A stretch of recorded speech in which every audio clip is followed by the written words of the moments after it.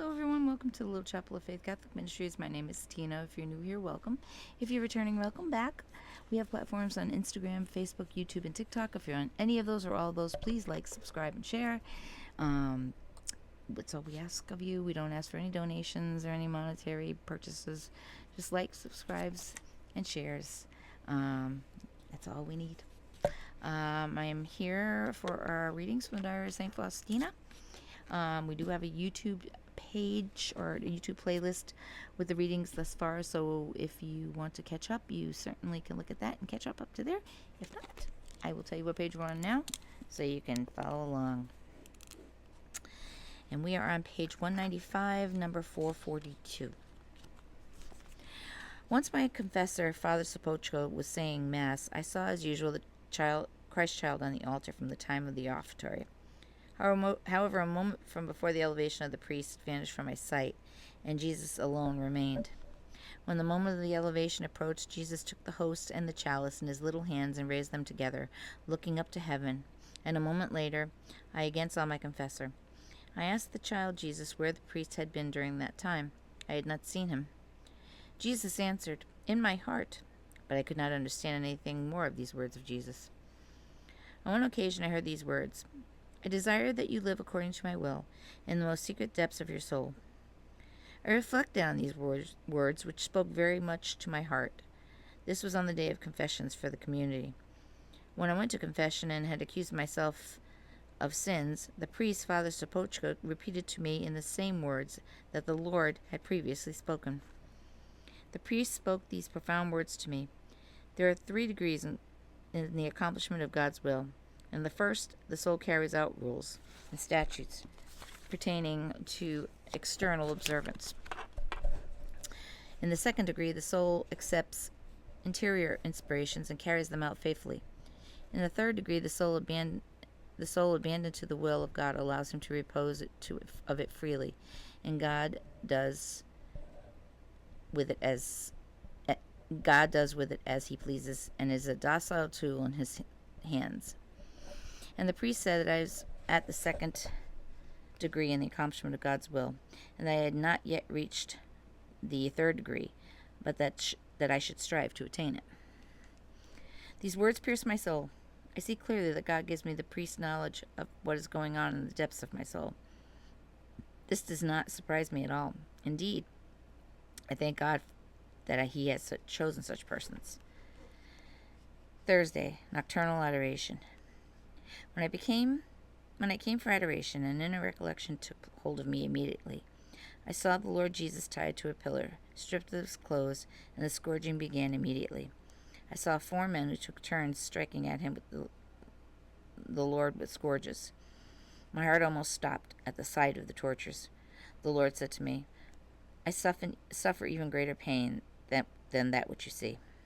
And Jesus gave me to know for what sins he subjected himself to the scourging. These are sins of impurity. Oh, how dreadful was Jesus' moral suffering during the scourging. Then Jesus said to me, "Look and see the human race in its present condition." In an instant I saw horrible things. The executioners left Jesus, and other people started scourging him. They seized the scourges and struck the Lord mercilessly. These were priests, religious men and women, and high dignitaries of the church, which surprised me greatly. There were lay people of all ages and walks of life. All vented their malice on the innocent Jesus. Seeing this, my heart fell as if into a mortal agony, and while the executioners had been scourging him, Jesus had been silent and looking in the distance. But when those other souls I mentioned scourged him, Jesus closed his eyes, and a soft and most painful moan escaped from his heart. And Jesus gave me to know in the detail of the gravity of the malice of these ungrateful souls. You see, this is torture greater than my death. Then my lips fell silent, and I began to experience the agony of death. I felt that no one could comfort me or snatch me from this state but the one who had put me into it. Then the Lord said to me, "I see sincere pain of your heart, which brought great solace to my heart.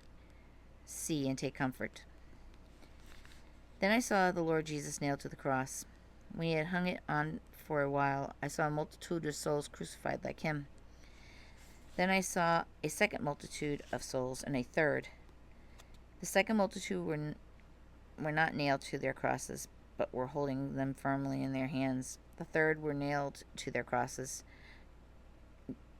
The third were neither nailed to their crosses, nor holding them firmly in their hands, but were dragging their crosses behind them, and were discontent. Jesus then said to me, "Do you see these souls?